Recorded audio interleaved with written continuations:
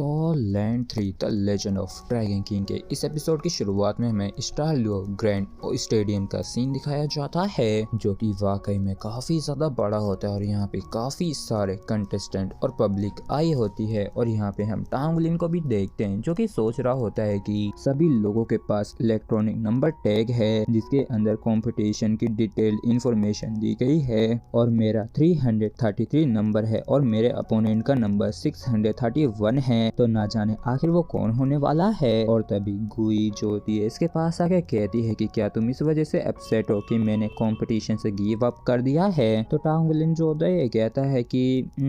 उससे तो नहीं, बल्कि मुझे बस ऐसा महसूस हो रहा है कि तुम अपने आप को हमसे दूर करती जा रही हो और मुझे तो ऐसा लग रहा है कि एक दिन शायद तुम फ्यूचर में हमें छोड़ के भी चली जाओगी और इस बारे में सोच के मुझे बिल्कुल भी अच्छा नहीं लग रहा है। तो गुई जो होती है कहती है कि एक ना एक दिन अच्छी चीजें खत्म होती ही है और हमें किसी न किसी दिन तो बड़ा होना ही है और जब हम बड़े हो जाएंगे तो हमें अपने अपने रास्ते पे जाना होगा। तो टांगलिन जो होता है ये कहता है कि आखिर हमें अलग होना ही क्यों है, क्या ये जरूरी है। तो इस पर गुई जो होती है कहती है कि शायद हमें सेपरेट ना होना पड़े और तुम देखो तो मैं भी तो कंपटीशन में तुम्हारे साथ पार्टिसिपेट कर रही हूँ ना। तो टांगलिन कहता है कि तुम जानती हो ना कि हम अब भी काफी लंबे समय तक साथ में कल्टीवेट कर सकते हैं और ग्रेजुएट होने के बाद तुम स्प्लिट पकोड़ा जा सकती हो। तो इस पर गुई जो होती है कहती है कि मैं तुमसे वादा करती हूँ कि कम से कम हम दोनों ही साथ में इनर कोर्ट में एंटर करेंगे। और तभी रेफरी जो होता है एक बंदे के पास जाके कहता है कि एडलिन क्या आप यहाँ पे वू जी के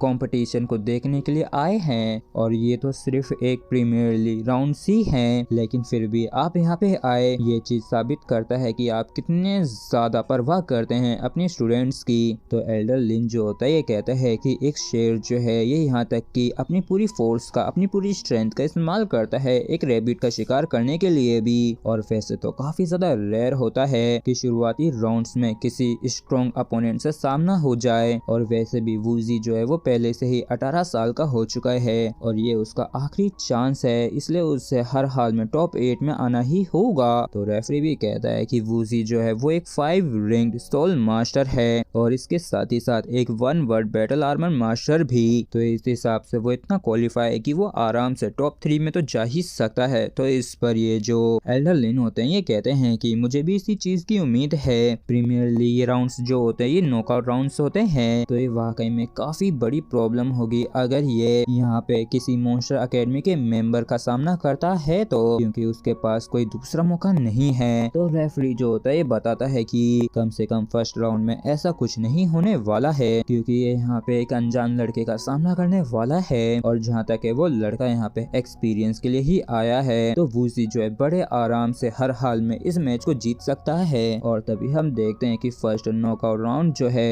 ये नंबर 333 और 631 के बीच में है, जहां हम टांगलिन के सामने इसी वूजी को देखते हैं जो कि 5 रिंग मास्टर है। और हम देखते हैं कि ये तुरंत ही अपनी सारी सोल रिंग्स को रिलीज कर देता है और अपनी स्वॉर्ड को हाथ में लेते हुए सोचता है कि ये बच्चा तो गया काम से, जबकि इसे देख के टांगलिन सोचता है कि सोचा ना था कि ये 5 रिंग सोल किंग का सामना करना पड़ेगा, वो भी फर्स्ट राउंड में ही। आखिर में कितना ज्यादा अनलकी हो सकता हूँ। और इसके अलावा इसके पास वो 9 रिंग्ड सिल्वर सेबर जो है, तो लगता है कि यही इसकी मार्शल सोल है। और तभी वूजी जो होता है काफी खतरनाक स्लैश अटैक टांगलिन के ऊपर कर देता है, लेकिन टांगलिन जो होता है बड़े आराम से इस अटैक को ब्लॉक कर लेता है। और इस चीज को देख के वूजी के भी होश उड़ जाते हैं क्योंकि टांगलिन ने डायरेक्टली इसके अटैक को ब्लॉक कर लिया है, वो भी सिर्फ अपनी बॉडी के साथ, जबकि इसने तो इस स्ट्राइक में कितनी ज्यादा स्ट्रेंथ लगाई थी, लेकिन फिर भी उस लड़के ने वहाँ पे खड़े खड़े ही इसे ब्लॉक कर लिया। और तभी टांगलिन जो होता है अपनी 2 गोल्डन सोल रिंग्स को रिलीज करता है और इस चीज को देख के सोचता है कि क्या